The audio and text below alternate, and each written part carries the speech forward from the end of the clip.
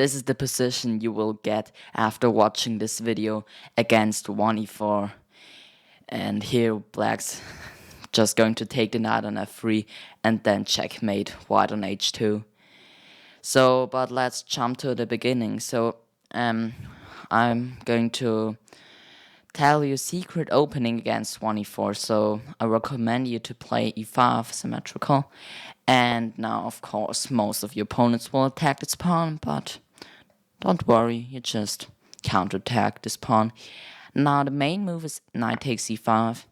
And, they're hoping for this trick when you move your knight. Then they're winning the queen, and you can resign. But instead of that, you will just gambit this pawn, open this file, some files. Now this pawn is under attack twice, so they have to take. And now you bring out the queen, your queen's very actively placed here. They will probably just retreat the knight to f3. If they go d4, you can just attack this knight. And after this trade, this can go very wrong for them. It doesn't look like, but for example, I don't know, they could play something like this. But this is actually really bad for them. Now you can take this pawn, this is what they overlooked. And there's also this check, or you can just move and you're just completely winning the game. So d4, no worries. You just play knight c6 and play for compensation. But in most of the time, they will retreat the knight to f3. And now they're ready to kick out your queen. And it looks like you've no compensation at all. But your plan is to play knight c6, bishop g4. And when white attacks the queen, you will bring your queen to h5 and then castle queenside. And this plan is just not easy to start to meet with white, so I recommend you to start with knight c6. Now they will attack a queen. Now you swing your queen over to h5, and you're ready to follow it up with bishop g4. If I try to prevent this, it doesn't prevent bishop g4 at all because this is pinned. Very common motive. So most of the time they will try to get some discarded attacks, but again, now you just develop your bishop, and now you're ready to play bishop d6 and castle queenside. If they try to play h3, it doesn't change anything. You can just castle, and when they castle, you can sack the bishop. And this is quite similar as we will see, for example, if they try to get some bishop g4 check, you're actually completely winning the game after the silent move h5.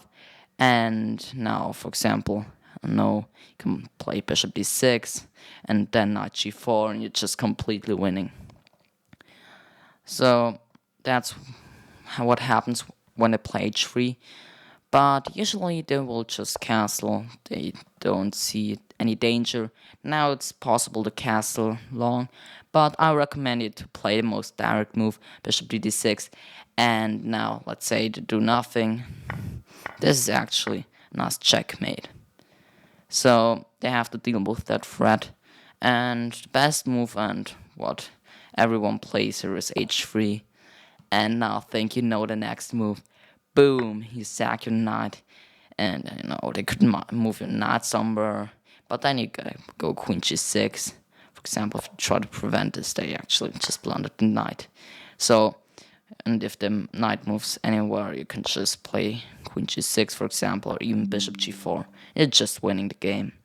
So they should recapture, and now you've sacked the piece, but now knight g4 is a pretty big threat, and I don't know, probably 95% of your opponents will just ignore your threat, and after knight g4, you're just completely winning. For example, knight e4. You give this check. Of course, they can't take because this is a checkmate. And if they go here, actually, this is probably the only winning motive. But if you remember this, then you're just ending the game on the spot. So you go bishop e5 check. This is a check. The white king has to move. And now you sack your knight, and this is game over. They can't take because of checkmate. What else are they going to do? Best move is to sack the queen. For example, if they go bishop e3, this is also checkmate. So Yeah, this is really dangerous. So let me show you one more trick. So they could also try to play d3, but doesn't really change much. Now again, if they go h3, there's no threat. And they could try to castle, but again, then you go bishop d6 with some similar threats. They usually play bishop e3. Now, maybe they want to castle this way. Now you bring out your bishop, and after this trade, believe me or not, but this position, oops, not like that. But this position is just crushing for you. Now you've got several approaches. You could take on a 3 and go 94. You can, what I like more is playing h5, defend this bishop, and your compensation is just crushing here. You've got some very nice attacking possibilities. And look at this bishop, this queen, this rook. And your pieces are just so happy. Your rook on the d file, this rook is also very well placed. And you've got just a very nice position. So remember this piece sacrifice after. And because you probably should do it. You can also, what I just see, you can just also castle kingside, and after they take, you're also just completely winning with this coming. For example, g3, queen h3, and you're just ready to sack your bishop on g3. I think so. Are you? Yeah, you could do this and do something like this, but even stronger is just okay. Just to bring your rook, and you're just completely winning. I don't know, maybe you want to play f5, f4.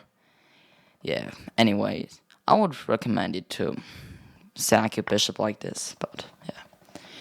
Okay, hope you enjoyed this video. So now you're ready to crush this line. If you want to know how to deal against d4, which is the second most popular move, let me know in the comments, and I will show you some cool lines here for black. So I hope you enjoyed this video, and see you in the next video.